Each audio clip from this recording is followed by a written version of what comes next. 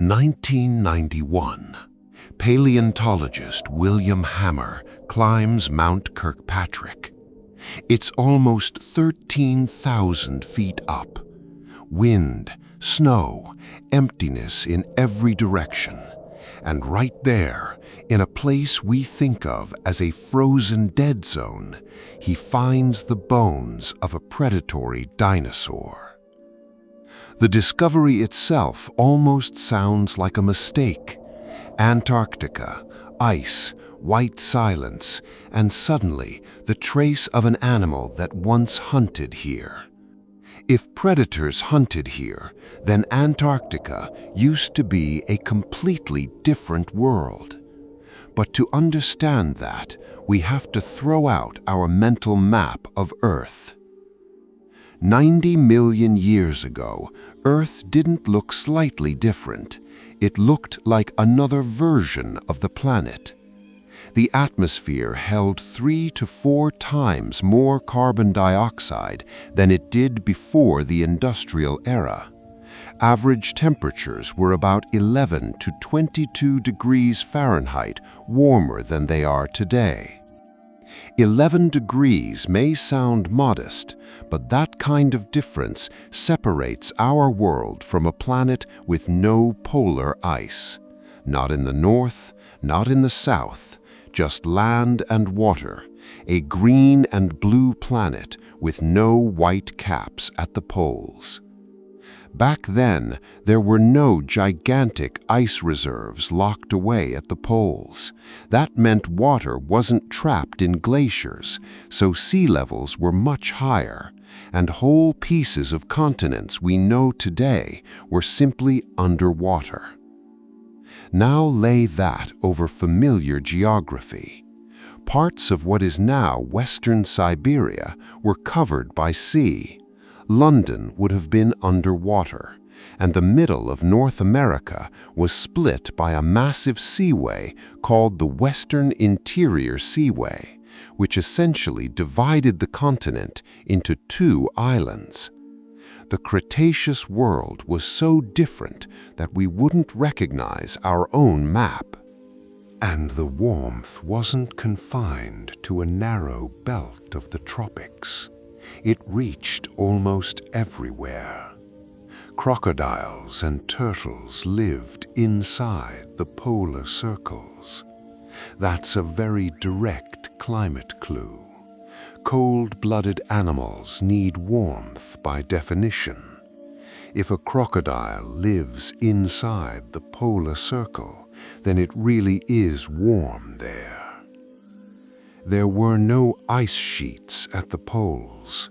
Instead of white emptiness, there were dense forests.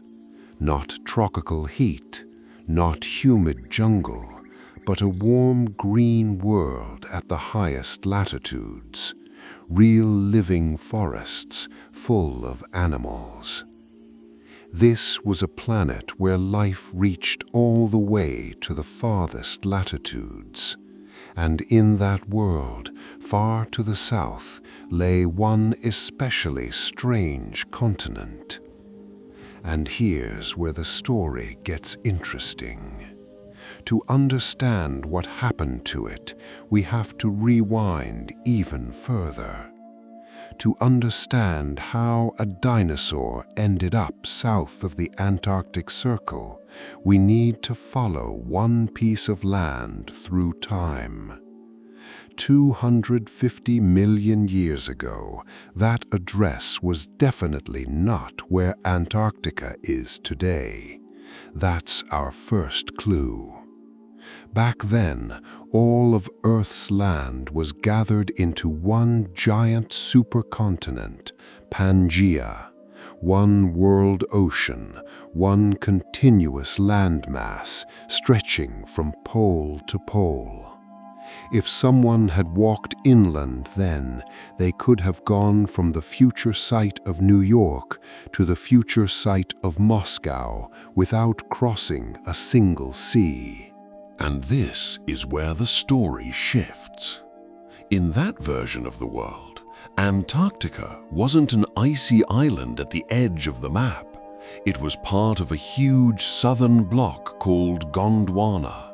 South America, Australia, Africa, India, all joined together like pieces of the same puzzle. Which means the real question changes. It's not how did dinosaurs get to Antarctica? It's when did Antarctica actually become Antarctica?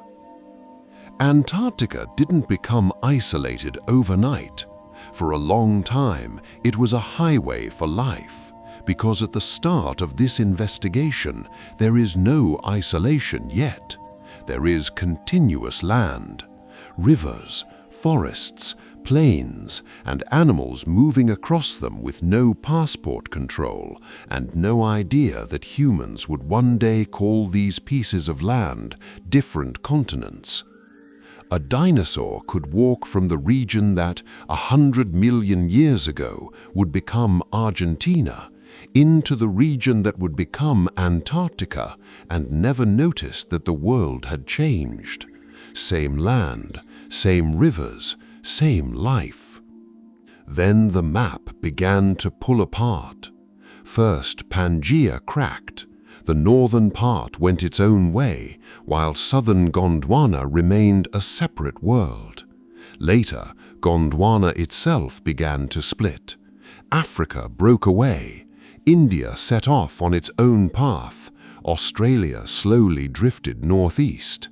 But for this story, the key detail is this: Antarctica stayed connected to South America and Australia for a very long time. And Antarctica didn't jump toward the pole in one sudden move. It drifted for millions of years, so slowly that no individual animal could have noticed the change in its lifetime. Generation after generation, the forest stayed a forest. The rivers stayed rivers. But the whole continent was almost imperceptibly moving farther south. At first, that didn't seem decisive. In the west, Antarctica still held on to South America by a land bridge. In the east, it nearly touched Australia. Warm currents could still reach its shores. Animals could still migrate between continents. Antarctica was moving toward the pole, but that hadn't sealed its fate yet. As long as the continents stayed connected, there was no catastrophe. But Antarctica's path toward isolation had already begun. The continent was moving south alone, and it would end badly. 200 million years ago, the Jurassic world. This was the age when dinosaurs were gaining ground and rapidly becoming more diverse. Antarctica had already moved far south. It was already inside the polar circle. In winter, the sun disappeared below the horizon for weeks at a time, and yet the climate remained warm and wet. Why? It all came down to the greenhouse effect. There was so much carbon dioxide in the atmosphere that even the polar winter didn't turn into a season of brutal freezing. Forests covered almost the entire continent, from the coast deep into the interior. Tall, ancient conifers with broad crowns, dense needle-leaved trees. Below them, in the understory, tree ferns and mosses, and along the riverbanks, giant horsetail plants as tall as 2 people. This wasn't the tropics, but it had nothing in common with tundra either. Think something closer to modern New Zealand, only with no people and dinosaurs instead of sheep. It took scientists 3 years to clean and describe the bones we started with. When Hammer presented the results in 1994, the paleontology world took notice. Cryolophosaurus, frozen crest, a theropod about 20 to 26 feet long and one of the largest predators of its time. But what really set it apart was the crest. In many similar dinosaurs, the crest runs along the head from front to back. In Cryolophosaurus, it was different. The crest ran sideways from one temple to the other, almost like a crown. Or, as paleontologists joked, like Elvis Presley's hair. It's hard to forget that comparison. This dinosaur lived 100 million years ago and became the first dinosaur from Antarctica to receive an official scientific name. In the same rocks near Cryolophosaurus, scientists found another animal, Glacialosaurus, a large plant eater, an early relative of the giant long-necked dinosaurs that would come later. Predator and likely prey lay side by side on top of an Antarctic mountain, sealed in stone for 100 million years. If you think about it, the image is almost absurd. Those bones now lie nearly 13,000 feet above sea level, in a place you can reach only by air. But when their owners were alive, that place was a river valley covered in dense forest. And the forests of that time left more than bones. In Antarctic rocks, scientists have found fossilized tree trunks with growth rings. Each ring marks 1 year of life. A wide ring means a warm season and active growth. A narrow ring points to a colder or darker winter. Paleobotanists can literally read the weather from 200 million years ago in those rings. Here's what we know for sure. In summer, the trees grew fast, which means they had enough light and warmth. In winter, growth almost stopped. That means the polar night, months of full darkness, was already real. Antarctica really was close to the pole. There wasn't much light. But life didn't disappear. It adapted. Cryolophosaurus hunted in those Jurassic forests, and this matters. That still wasn't the high point of life in Antarctica. The continent's true peak was still ahead. The late Cretaceous, 80 to 66 million years ago. Antarctica was still covered in forests, but now they were very different forests. Flowering plants had appeared, and they changed the entire look of the ecosystem. Forests became more complex, richer, and layered. New food sources appeared: fruit, seeds, nectar. And that transformation in plant life pulled animal life along with it. In 1986, on James Ross Island, researchers found the bones of a large armored animal covered in bony plates. It was the first dinosaur found on Antarctic territory. Its official description took 2 decades.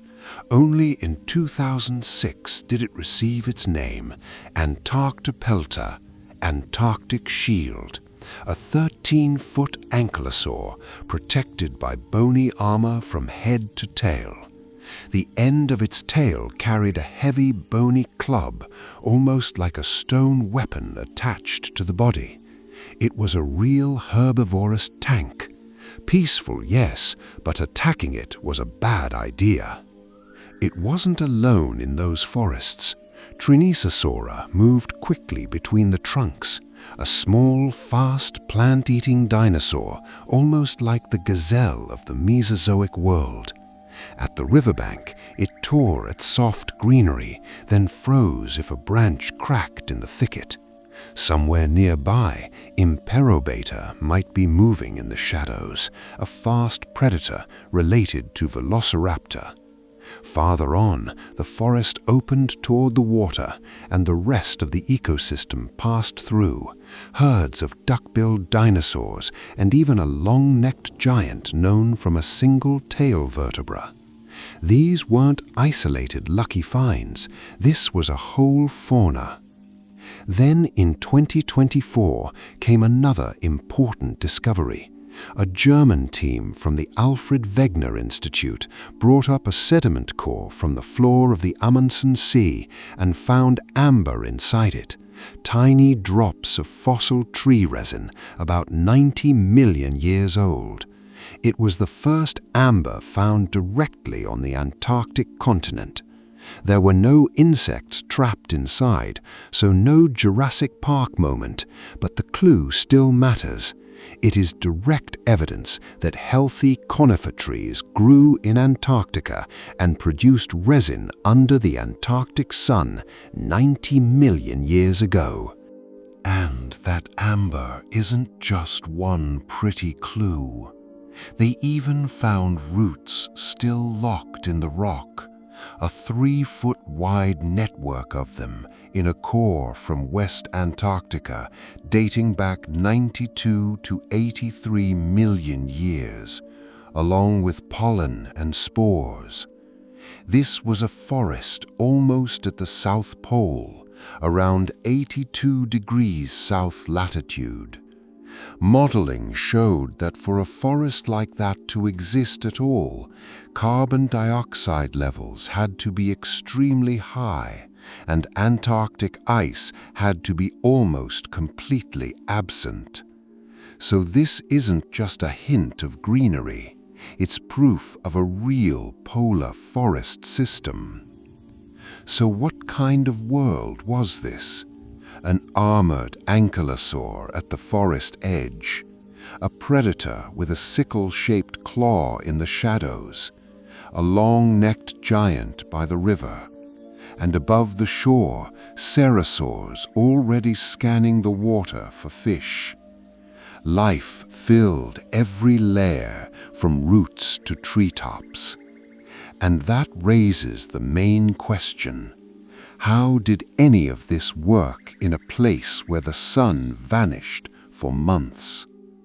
In the late Cretaceous, Antarctica sat practically on the South Pole, and that means one unavoidable thing. For 3 or 4 months every year, full darkness ruled there. No sunrise, no sunset. The sun simply didn't appear above the horizon. The central mystery of late Cretaceous Antarctica is this: how did large, active dinosaurs survive months without sunlight? Without light, plants don't photosynthesize, they don't grow, they don't produce food. Without plants, herbivores have nothing to eat. Without herbivores, predators lose their prey too. So why are there so many fossils?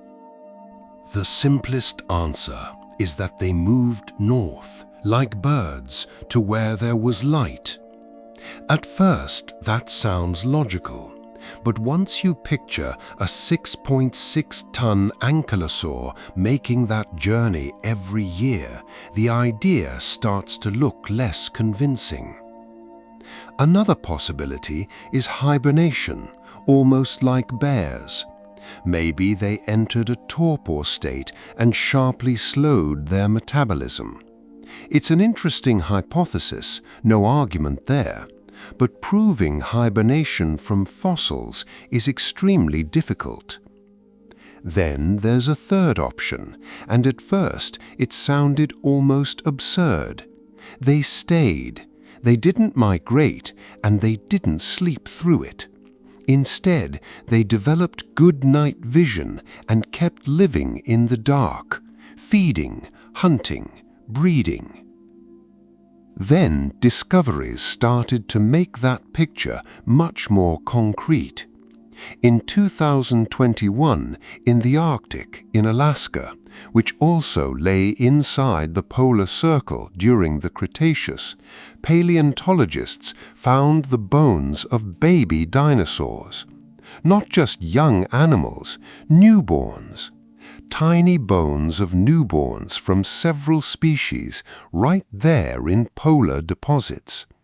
That means they were born there in polar conditions. A newborn dinosaur can't walk thousands of miles, so the parents weren't migrating either. They stayed at the pole year-round. This isn't direct proof that Antarctic dinosaurs behaved the same way, but it's a strong analogy. If it worked in the Arctic, it probably worked in the South too. And we can reasonably carry that logic over to Antarctica. Most likely, Antarctic dinosaurs behaved the same way. They didn't leave, they stayed. And apparently, they had the adaptations they needed. Think of Leolenosaura, a small ornithopod from southeastern Australia. In the early Cretaceous, that region lay close to the South Pole, as Antarctica did then. This dinosaur had unusually large eye sockets and enlarged visual centers in the brain. Patricia Vickers-Rich and Tom Rich, paleontologists from Melbourne who spent decades studying polar dinosaurs, concluded that those large eyes were an adaptation to long periods of darkness. Modern polar animals support that model well. Reindeer live inside the Arctic Circle all year and don't head south during the polar night. In winter, their eyes change color to capture scarce light more efficiently. Evolution can solve problems like that if it has enough time. The picture that emerges is strange. A forest in the polar night, conifer crowns close overhead, and moonlight barely passes through them. A layer of fallen needles covers the ground. Somewhere in the darkness, a branch cracks. A small ornithopod with large eyes moves carefully between the trunks.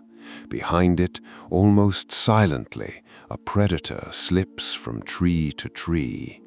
3 months of darkness, and life doesn't disappear, it goes on. They didn't leave, they lived there all year, in the dark, in the silence, in that forest without sunrises. And if the forests were strange, the coastline was even wilder. The seas around the continent were a separate world, with their own fauna and their own giants. The water stayed warm, roughly 59 to 68 degrees Fahrenheit. Shallow shelves stretched hundreds of miles from the coast. And in those waters, this wasn't a peaceful shoreline scene. It was a parade of sea monsters. Plesiosaurs were marine reptiles with 4 powerful flippers and long, flexible necks. Not dinosaurs, but a separate branch of reptiles that had moved into the ocean back in the Triassic. On James Ross Island, the same place where Antarctic pelter was found, paleontologists discovered skeletons of giant elasmosaurids. These animals were as long as a city bus, gliding through Antarctic waters and snatching fish and small mollusks with their long necks. Mosasaurs were here too. In 2017, researchers described a new Antarctic mosasaur, Kai-Kai-Filou, a 33-foot marine predator with heavy jaws, one of the top predators in the food web. Almost anything that swam in Antarctic seas could become its prey. Its name comes from the mythology of the Mapuche people. Kai Kai Filu, the sea serpent god, ruler of the ocean. And near these giants, scientists found something that almost doesn't seem real, a huge, soft-shelled egg. It came from late Cretaceous deposits in Antarctica.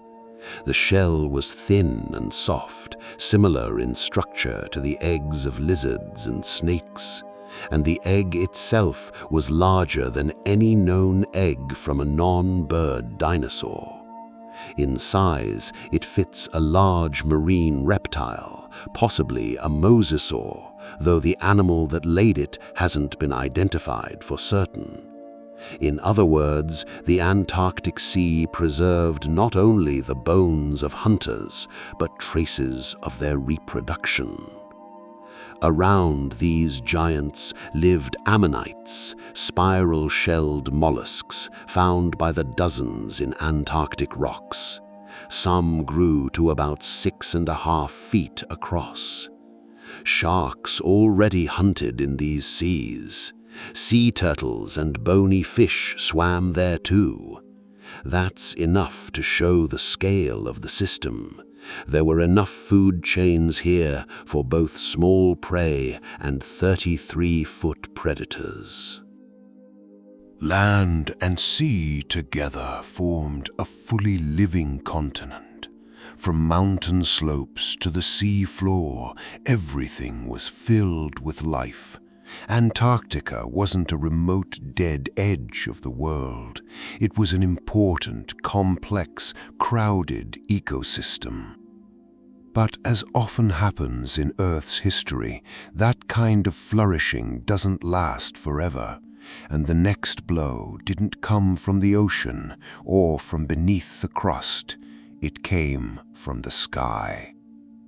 66 million years ago, the Chicxulub asteroid, a chunk of rock and metal about the size of Mount Everest and roughly 6 miles across, slammed into Earth near what is now the Yucatan Peninsula in Mexico. It was moving at about 12 miles per second, roughly 60 times the speed of sound. The energy of the impact was greater than all the nuclear weapons humanity has ever built, multiplied tens of thousands of times. In the first seconds, a fireball wiped out everything within hundreds of miles. Mega tsunamis, hundreds of feet high, raced across the oceans. Global fires swept the continents. Then came an impact winter. Dust and soot blocked the sun for months and possibly years. Temperatures plunged, photosynthesis stopped. First the plants died, then the herbivores, then the predators. Food chains collapsed all over Earth. About 74% of all species disappeared. Non-bird dinosaurs, mosasaurs, plesiosaurs, ammonites, and pterosaurs were gone forever. A world that had taken 150 million years to build collapsed in just a few years. But Antarctica itself survived the blow. Dinosaurs died out here too. Imperabator, Antarctopelta, hadrosaurs, and others vanished. But the continent as a living world didn't die completely. Forests remained, though poorer, battered, and stripped of many of their inhabitants. Birds, the descendants of dinosaurs, kept flying, and onto the newly opened stage came new players, mammals, small furry creatures that had long lived in the dinosaurs' shadow. For 100 million years they had hidden in burrows and under roots. Now the shadow was gone, and their time had come. But birds in Antarctica weren't just random survivors at the edge of the map. Around 69 to 68 million years ago, Vegavas ei lived here, a waterfowl-like bird alongside the last dinosaurs. A recent skull find showed that it had an unusual beak, unlike that of any modern bird. That's an important detail. By the end of the Cretaceous, Antarctica already had a bird lineage that survived the catastrophe better than the non-bird dinosaurs did. And this is the central paradox of Antarctica's history. It survived the sudden strike. It did not survive the slow cooling. After something like that, you'd think Antarctica should have become dead. But no, the most unexpected part came afterwards. The early Eocene, about 50 million years ago. This may be one of the most astonishing chapters in Antarctica's entire history. Antarctica was still warm enough for palms, frogs, and small mammals. Here's what that actually looked like. Scientists have found palm pollen in Antarctica. Not figuratively, not something palm-like. Actual pollen from plants we associate far more with the tropics than with the pole. An international team aboard a research vessel traveled to the coast of Wilkes Land in East Antarctica. They drilled into the seafloor and brought up cores of ancient sediment. Inside those cores, they found palm pollen. Nearby, they also found pollen from trees related to the group that includes baobabs. Then, Seymour Island added a very vivid detail to the picture: a frog. Researchers found an ilium and a skull fragment similar to those of South American helmeted frogs. Palms point to warmth, but the frog points to something else. There was fresh water here, wet places, a climate mild enough for amphibians. Antarctica was already cooling, but it had not yet become a world of ice. It still had enough warmth for animals especially vulnerable to freezing. These finds stunned even the researchers themselves. Water temperatures near Antarctica in the early Eocene were around 68 degrees Fahrenheit. That's water you can swim in off the coast of Antarctica. Summer temperatures on land were almost resort-like, and winters stayed mild and frost-free. And importantly, this doesn't come from just one clue. In the same core, two independent indicators lined up. The plants pointed to warmth. The chemical traces in the rock confirmed the same thing. The conclusion was clear: Antarctica was still warm. And a very different fauna lived in that mild world. On Seymour Island, one of the region's key paleontological sites, researchers found remains of marsupial mammals, relatives of the modern Monito del Monte, a small nocturnal animal that still lives in the forests of Chile. And next to bones like these, Antarctica preserved things far more fragile, traces that almost never survive deep time at all. In the cocoon of an annelid worm from Seymour Island, scientists found microscopic structures about 50 million years old, fossil sperm cells. As of now, these are the oldest known fossil sperm cells from any animal. The scale of that is striking. The same continent preserves traces of giant dinosaurs and tiny details that should almost never survive deep time at all.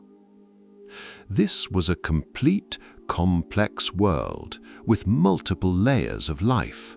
Rainforests, marsupials rustling under palms, birds calling in the canopy, small animals leaving traces in the damp forest floor. On a continent now buried under ice more than 2 miles thick, Eocene Antarctica served as a bridge, the last land corridor between South America and Australia. The ancestors of modern Australian marsupials, koalas, kangaroos, wombats, came from South America through Antarctica. Without that ancient Antarctica, there would be no kangaroos or koalas as we know them today. But the world was changing, so slowly that no individual animal could have noticed it in one lifetime. Weathering rocks were binding carbon dioxide and locking it away in stone. The planet itself was slowly pulling down its greenhouse shield. That same greenhouse shield that had kept Earth warm for millions of years began to weaken. Global temperature crept downward, age after age, degree by degree.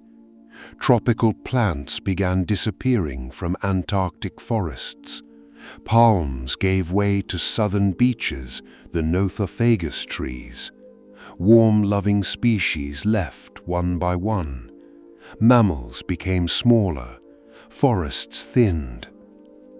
This wasn't an instant disaster. It was more like a long fading, not an explosion, but slow cooling, not a fire, but a long smolder.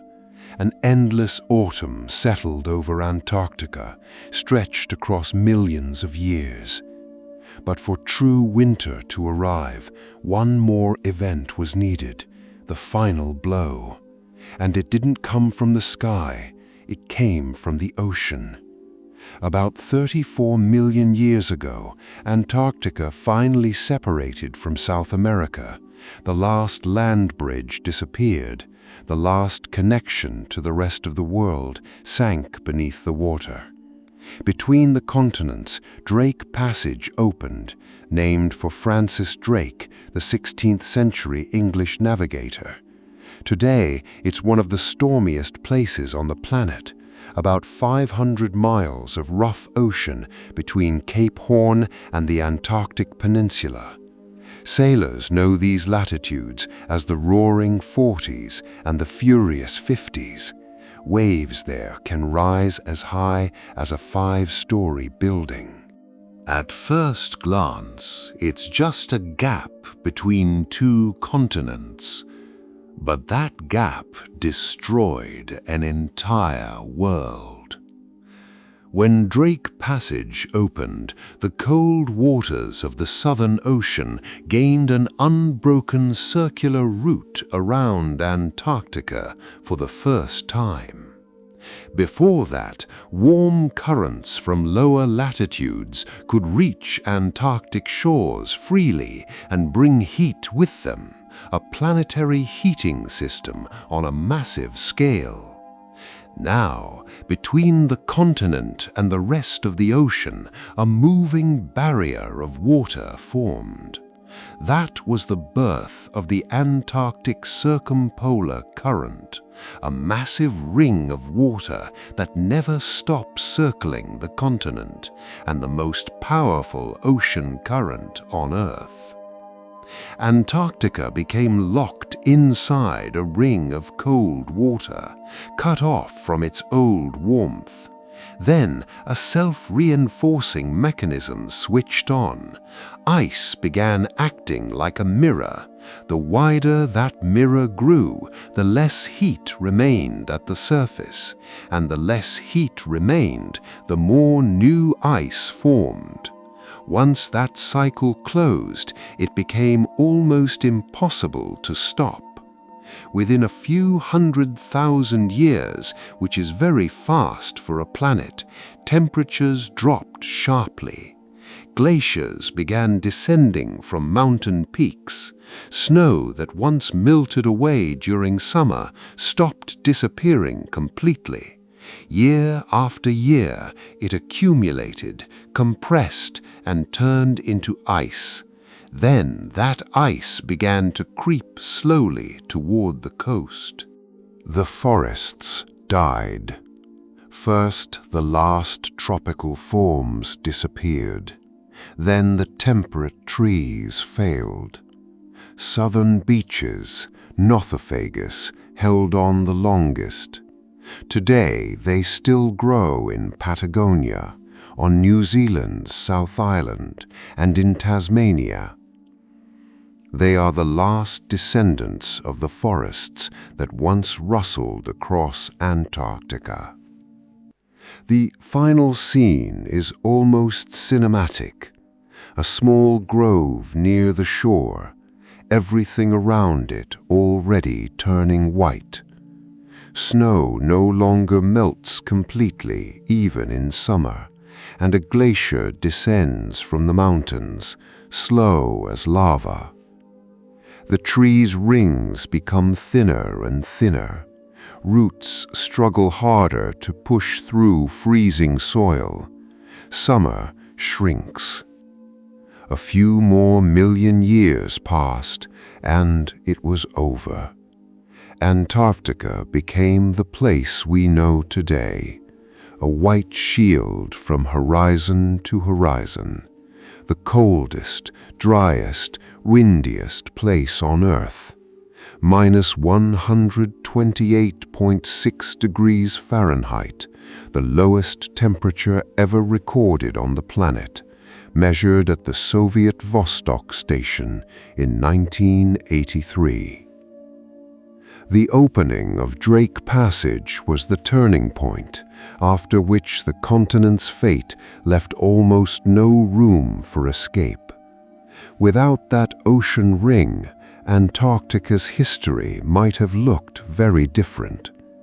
But the story doesn't end there.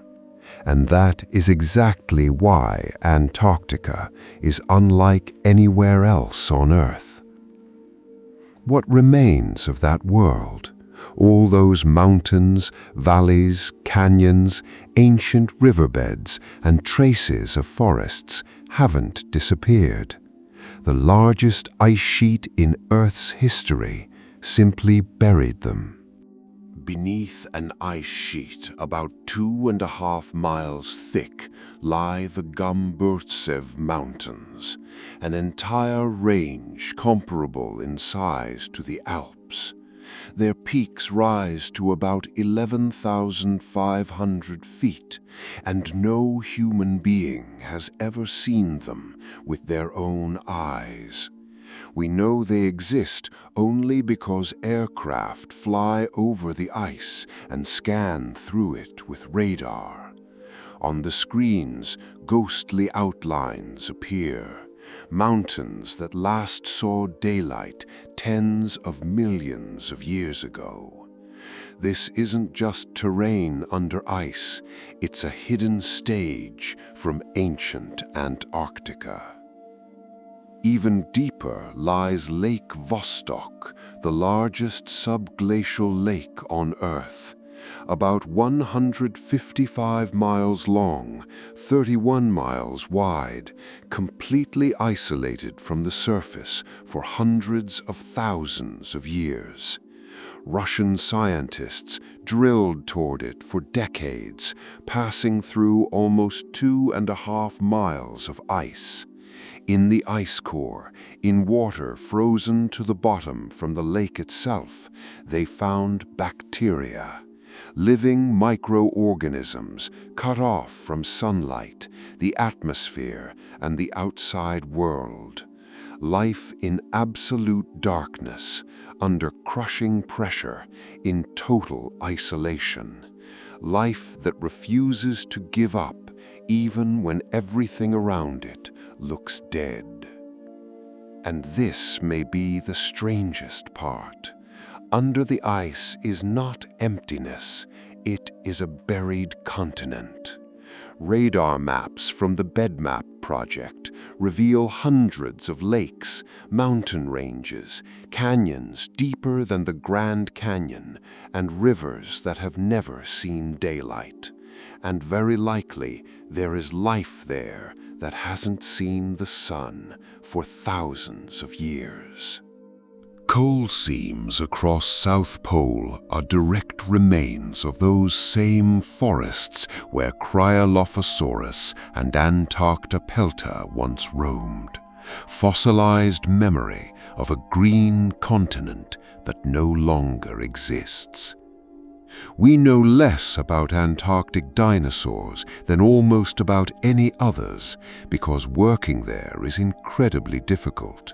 Field teams get only a few weeks a year in temperatures around -4 degrees Fahrenheit and winds strong enough to knock a person down. But almost every season brings something unexpected. Beneath the ice is not emptiness, it's a real, ancient landscape preserved for millions of years. The ice has kept that secret for 34 million years, but now comes the question that is already making scientists uneasy. What happens if that ice begins to retreat? And here, ancient history suddenly touches our own time, because it is already retreating. Thwaites Glacier and Pine Island Glacier, two of the largest glaciers in West Antarctica, are losing mass faster than models expected. Warm water is eating away at them from below, slowly, quietly, constantly.